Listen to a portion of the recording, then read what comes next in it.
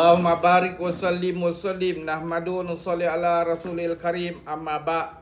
Sayyidina Abu Hurairah radhiyallahu an meriwayatkan bahawa Rasulullah SAW bersabda, seorang penyeru akan menyeru pada hari kiamat di manakah orang-orang yang berakal. Orang ramai bertanya, siapakah yang dimaksudkan dengan orang yang berakal? Jawab baginda SAW, mereka itulah orang-orang yang mengingati Allah SWT sambil berdiri dan duduk dalam keadaan berbaring, yakni dalam setiap keadaan mereka mengingati Allah SWT. Dan mereka memikirkan tentang penciptaan langit dan bumi lalu berkata, ya Allah, tidaklah Engkau mencipta ini semua dengan sia-sia. Maha suci Engkau, maka peliharalah kami pada siksaan api neraka. Satu bendera akan disediakan untuk mereka. Mereka semua akan mengikuti bendera itu. Dan dikatakan kepada mereka, masuklah ke dalam syurga untuk selama-lamanya. Hadis riwayat Asbahani. Sayyidina Abu Hurairah radhiyallahu anhu meriwayatkan bahawa Rasulullah SAW bersabda, seorang penyeru akan menyeru pada hari kiamat di manakah orang-orang yang berakal. Orang ramai bertanya, siapa yang dimaksudkan dengan orang yang berakal?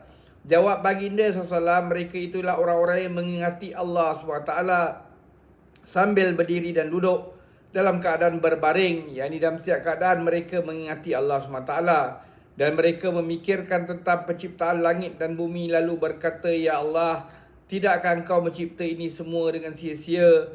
Maha suci Engkau, maka peliharalah kami pada siksaan api neraka. Satu bendera akan disediakan untuk mereka. Mereka semua akan mengikuti bendera itu dan dikatakan kepada mereka, masuklah ke dalam syurga untuk selama-lamanya. Hadis riwayat Asbahani. Memikirkan tentang penciptaan langit dan bumi bermaksud memikirkan mengenai tanda-tanda kekuasaan Allah SWT dan keajaiban hikmah-hikmahnya. Perkara ini meneguhkan lagi makrifat terhadap Allah SWT. Ilahi, alam ini adalah taman Engkau. Ibnu Abi Dunya rahmatullahi meriwayatkan sebuah hadis mursal bahawa pada satu ketika Rasulullah SAW pergi kepada sekumpulan para sahabat yang sedang duduk dalam keadaan berdiam diri. Rasulullah SAW bertanya, apakah yang kamu fikirkan? Mereka menjawab, kami memikirkan tentang ciptaan Allah SWT. Rasulullah SAW bersabda, baik, jangan sekali-kali memikirkan tentang zat Allah, kerana zatnya itu tidak dapat difikirkan, tetapi fikirkanlah tentang ciptaannya.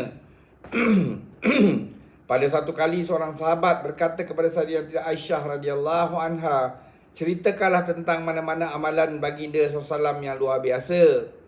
Beliau berkata, tidak ada amalan baginda SAW yang tidak luar biasa. Sekali peristiwa Rasulullah SAW datang ke tempat tidurku lalu berbaring. Kemudian baginda SAW berkata, biarkanlah aku beribadat kepada Allah Subhanahu Wa Taala Tuhanku. Baginda SAW membangun lalu berwuduk dan mendirikan solat sambil menangis sehingga air mata mengalir membasahi dadanya. Begitulah juga keadaan baginda SAW ketika rukuk dan sujud sepanjang malam. Begitulah keadaan baginda SAW sehingga Bilal radhiyallahu an datang memanggil baginda SAW untuk solat subuh.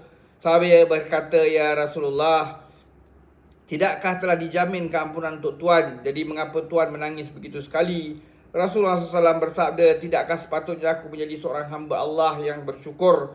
Kemudian baginda SAW bersabda lagi, mengapa aku tidak menangis sedangkan pada hari ini telah turun ayat-ayat berikut yang mahfumnya, sesungguhnya pada kejadian langit dan bumi dan pada pertukaran malam dan siang ada tanda-tanda kekuasaan, kebijaksanaan, keluasan rahmat Allah SWT bagi mereka orang-orang yang bijak, iaitu orang-orang yang menyebut dan mengingati Allah SWT semasa mereka berdiri dan duduk dan semasa mereka berbaring mengiring, dan mereka pula memikirkan tentang kejadian langit dan bumi sambil berkata, wahai Tuhan kami, tidakkah Engkau menjadikan benda-benda ini semua dengan sia-sia? Maha suci Engkau, maka peliharalah kami pada azab api neraka. Surah Ali Imran ayat 190 hingga 191. Seterusnya Rasulullah SAW bersabda, kebinasaan bagi orang yang membaca ayat-ayat tersebut tetapi tidak merenung dan memikirkan tentangnya.